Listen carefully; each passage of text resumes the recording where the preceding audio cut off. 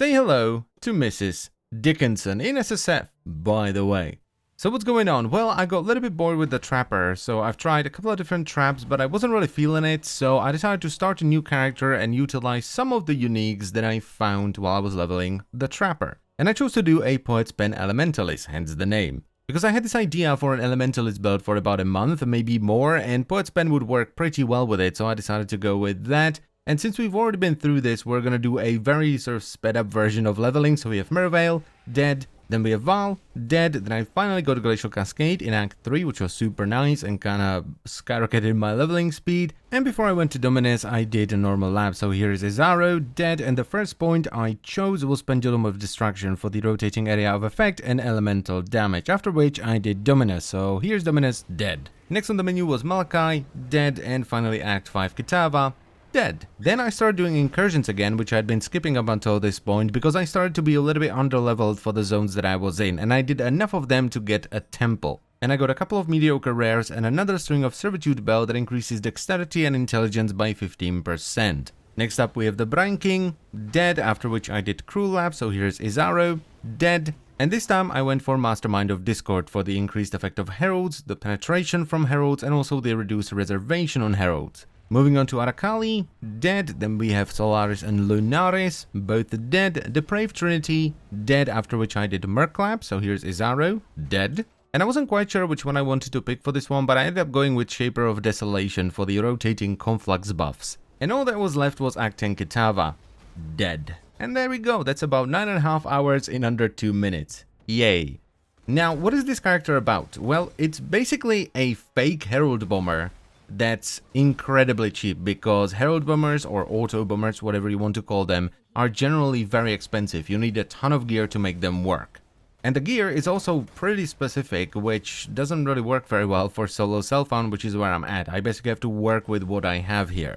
And it worked out actually much better than expected. I even tried a super budget setup where I took out Poet's Pen and Light Poacher and replaced them with random rares that I found, and I was running a 3-link Glacial Cascade with Glacial Cascade, Fist of Lightning, and faster casting, and everything else I was wearing were just random rares that I found while leveling. Now granted, this is my second character, so I did have some gear saved up from the first one, but then again, this was not built as a self-caster, it was built around Poet's Pen. And I was really surprised with how this performed, considering that I'm essentially using a 2-link Glacial Cascade because I had to slap on faster casting because, well, it's a Poet's Pen character. I have no cast speed, so it was incredibly slow. The character is also fairly low level. I think it's level 71 at this point, which means my gems aren't very high level either. I think I'm using a level 16 or 17 maybe Glacial Cascade. I think that if you were to build this around the idea of actually self-casting, so you would pick up some cast speed on the tree and stuff like that, it would actually be a fairly solid character. I'm actually fairly confident in saying that this could even be a good starter character, because all you need is just a couple of 4-links, you don't need 5 or a 6-link. It's gonna help, but it's definitely not necessary. But anyway, back to the actual Poet's Pen setup, which is what I built this around. Once again, it was not meant to be a self-caster. Now, it's not a proper Herald Bomber yet, but it feels close enough because I do actually have a proper Assassin Herald Bomber that I sunk like 30 Exiles into on standard. The main issue here is with Herald of Thunder, because it's only level 17 I think at this point, so there's still a lot of damage that it's gonna get as it's leveling up. And it's also in just a 3-link with no added damage in there whatsoever, which is by the way why I'm still running Herald of Ash. Once I do sort my links out, I'll move it into a 4-link, maybe even a 5-link with some added damage, and I will drop Herald of Ash. And at that point it should have enough damage to start crunching enemies and triggering Herald of Ice. Now, how is this so much cheaper than a normal Herald Bomber? Well, it's not a crit build. And that might sound a little bit weird, because how do you reliably shock and freeze without crit chance? Well, quite simply, you just stack shock and freeze chance. Mostly freeze chance. This also lets you pick up Elemental Overload, which is a pretty good way of scaling the damage of your heralds as well as your damage in general. And when you take all of this and you combine it with the Elementalist, which on top of also giving you some shock and freeze chance, gives you Herald effectiveness, Herald reservation and penetration from heralds, the rotating confluxes, AoE and elemental damage, and in the end some shock effectiveness as well. Once you do Uberlab, you get a fake Herald Bomber that's like a billion times cheaper than an actual Herald Bomber. I mean, the most expensive thing I'm using right now is the Poet's Pen, and that's in Incursion I think around 30 chaos at the moment.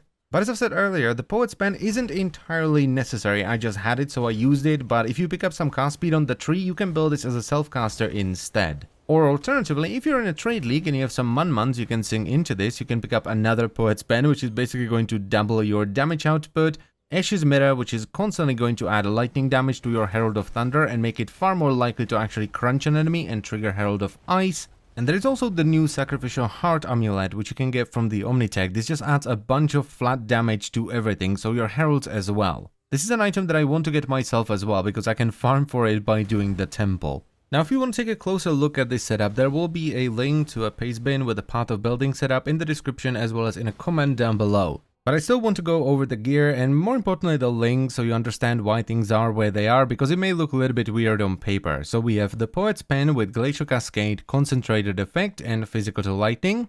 Then I have the Light Poacher where I have a really bad jewel. I will try to kill spam something better, but I'm in solo self-found and I haven't had good luck on jewels. And to scale the projectiles, I have faster projectiles, lesser multiple projectiles, but you can run volley, and finally elemental proliferation, and this is just so the projectiles have a 20% chance to freeze, shock and ignite. Then I have a terrible amulet that I have to use because of the dexterity, otherwise I just don't have enough dex. And I have a gilded buckler that I used to use on the trapper. It has decent life and some resistances, and I have Herald of Ash in it. Then I have a pretty bad unset ring that I got in the temple. It just had the life and maximum life roll, and I tried augmenting it and it got a terrible fire resistance roll, and then I regaled it and it got a terrible ES roll. But I have it there just for the life and so I can put lightning warp in it. Then I have some pretty mediocre boots where I have my Frenzy setup that I use to trigger the Poet's Pen, and here I'm running Frenzy with Warlord's Mark, faster attacks and curse on hit, so I attack a little bit faster and curse the enemies I hit with Warlord's Mark for some leech. Then we move on to the belt, which is actually pretty good. It has a ton of life and decent resistances, so at least that's good. And we finish it off with the gloves, which are once again pretty mediocre, nothing too special. They just have some life, mana, a little bit of resistances, and that's about it. And this is where I have my Heralds currently. Now the most important and probably the weirdest thing here is Ellie Prolife, and this is deliberate because it gives the Heralds 20% chance to freeze, shock and ignite. I also have Ink AoE here for just more AoE, and then there is Herald of Thunder and Herald of Ice. And that's pretty much it. So once again, the link to the fake Herald Bomber setup for Path of Building is in the description as well as a comment down below, so you can go over it in more detail and probably make it a little bit better, because I'm not saying it's perfect, because it's most definitely not. It's just pretty good for what it is. It's not the best thing for single target yet because I don't have Uberlab, so I don't have the shock effectiveness, but it's really cool for clearing maps and incursions. And as always, I thank you very much for watching. I hope you've enjoyed the video, and I will see you next time. Bye bye.